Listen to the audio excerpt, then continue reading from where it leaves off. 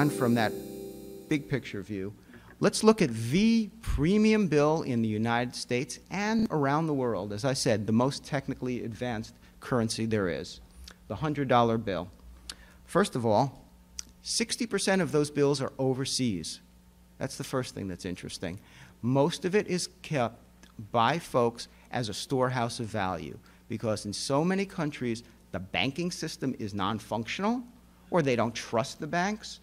Folks don't believe in their own currency. There are places in the world where the inflation rate can sometimes be 200–300%.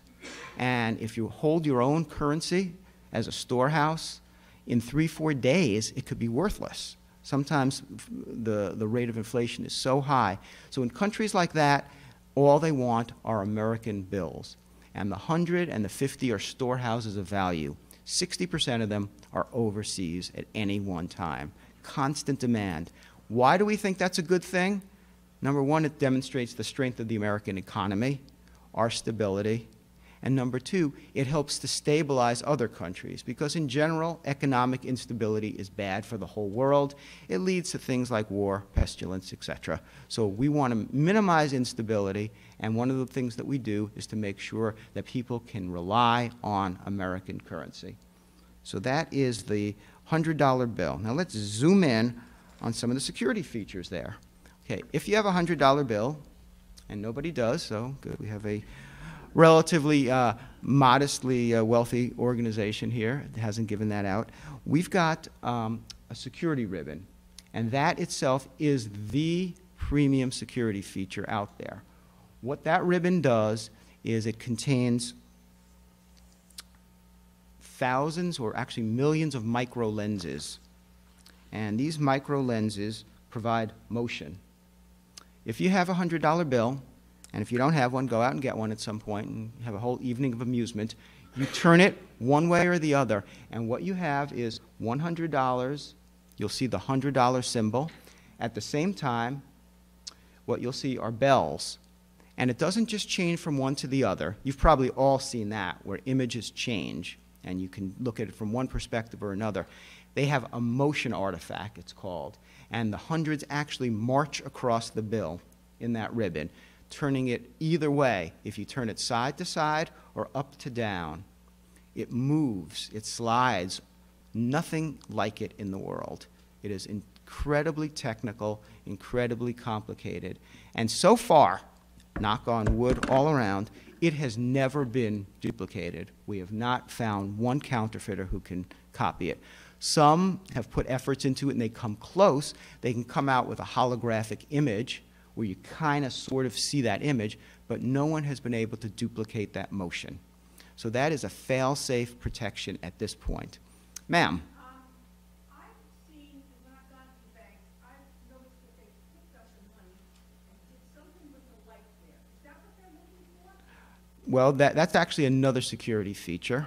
Well, they might be just shining a flashlight to see that motion, if that's what they're doing. But if they're using ultraviolet light, that's yet another security feature. We're going to talk about that in a little while. But that is something that we've actually designed so that you don't need to be a banking expert to do that. You just need a bill, and you just need to look at it. You just need to look for that motion. If you see that motion, you're pretty well protected. Where is that? Where is that located on that bill? It's, well, is this a pointer thing too? Ah, it is, right there. That is the ribbon. We call it the security ribbon. Oh, that ribbon. Right, it's right here, That goes down the front. which I'm attempting to aim at right here. Okay? Yeah. Thank you, Mr. Spiller.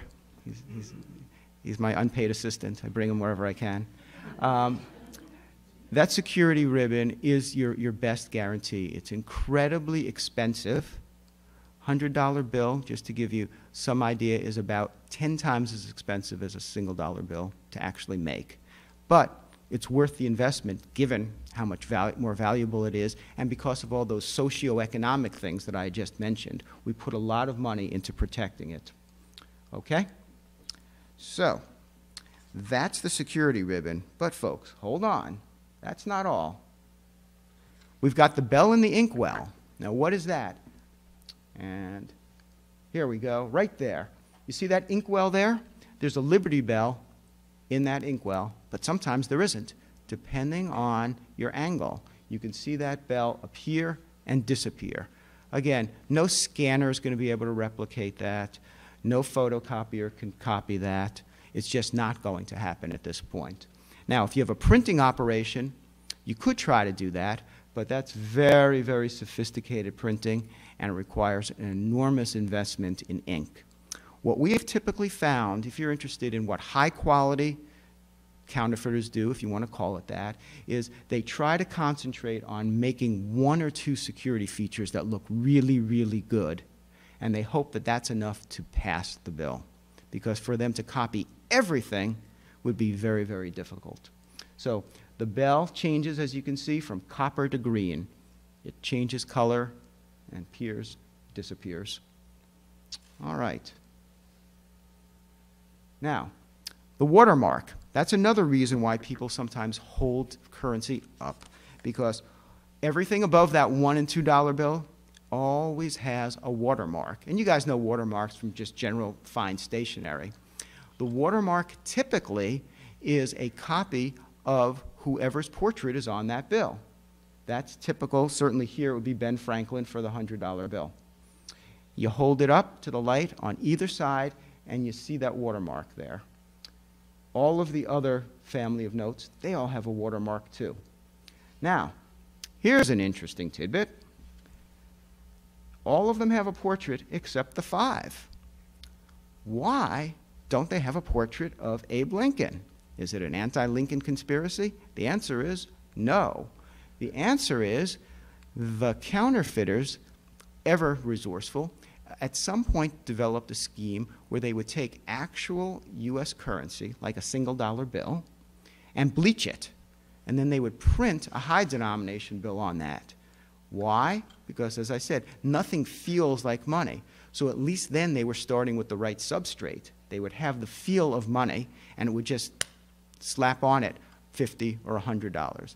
Now, once we started with the watermarks, they really couldn't do that because there was no watermark. So whenever anyone got a high denomination bill, 100 or a 50, typically money lenders, people in the know, would just hold it up to a light and see no watermark. If there's no watermark, that's a problem. It's not a good bill. Well, being ever resourceful, what did they start to do? They started to bleach 5s because they figured, all right, if I'm making a bogus 100, I'll invest a 5 because it costs you $5 right off the start, but at least then it does have a watermark. And most people aren't that attuned to it that they don't look, wait, is that Grant or is that Hamilton on the bill? They're not going to actually look at whose picture. They see a picture, and let's face it, an old dead white guy, basically. They all look the same, so they don't really focus on who the individual is. When we discovered that they were doing that, we took the next step. And what we did was made the watermark for the 5 a 5, so that if you hold up the bogus 20, 50, or 100, the watermark's going to say 5, and someone's going to know that's a bleached bill. The idea is now they could still do it, but they'd have to switch to the 10, and it's starting to become a very expensive proposition because typically you don't like to invest a lot of money. Criminals don't like to invest a lot of money to maybe make back your money. And you start bleaching $10 bills, you're investing a lot of money because you're ruining good money to maybe pass money. And remember, counterfeiters never get face value, if you think about it, because they print them in bulk. If you're not 350 pounds and living in your mother's basement, you're actually printing it in bulk. And much like a drug dealer, you have people who work for you at the wholesale level, and you have people who work for them, kind of runners on the street. And they go out and distribute it. But everyone takes their cut. So you're never going to get $100 for a bogus $100 bill. And at some point, if you're investing $10 to make it, it just doesn't make economic sense. And that's our goal. Ma'am? Does the watermark portrait always face the same way? Because then Hamilton's would face, that would be harder to take the 10, right? I mean, because Hamilton's facing... Yeah. Hamilton's facing opposite of Jackson and Grant. So do the watermark always face the same direction? No, the watermarks would be in different directions. But again, Yeah. not everyone's as astute as you, and look at the direction the face is in. Is that intentional that the watermark always, is that a given that the watermark Yeah, I think it's meant to mimic the image that's on the note. Exactly. And again, each one of these is a safeguard. None of them are foolproof. But the hope is you put them all together and you got your suite of safeguards, and they're going to make it pretty darn hard to counterfeit. We want to discourage that. Okay? So, on to the next. Now, the young lady before was asking about the security threads. If you hold these notes to the light, you're going to see that there's a security thread. Every single note has a security thread, different from that ribbon on the 100, much thinner. There it is. Everyone see that? If you put that under ultraviolet light, it's going to glow pink. Now again, is that impossible for a counterfeiter to duplicate? No, but that's pretty high-tech stuff. So it's going to be very, very difficult for them to do that. And it's not particularly expensive to get a little ultraviolet light. You've probably seen some businesses that have them. It's pretty cheap, and you could put it under there and see if it reacts this way. And every single bill has a security thread, each one in a different spot. But in the last family of notes, the security thread was placed in different spots. So again, if someone was going to try that bleaching scheme, you had another point where it would be off. It wouldn't match if someone was looking carefully. Each one glows under ultraviolet light. You see them all lined up there in different spots and different colors. So you really can't substitute one for the other if someone's doing this kind of a test.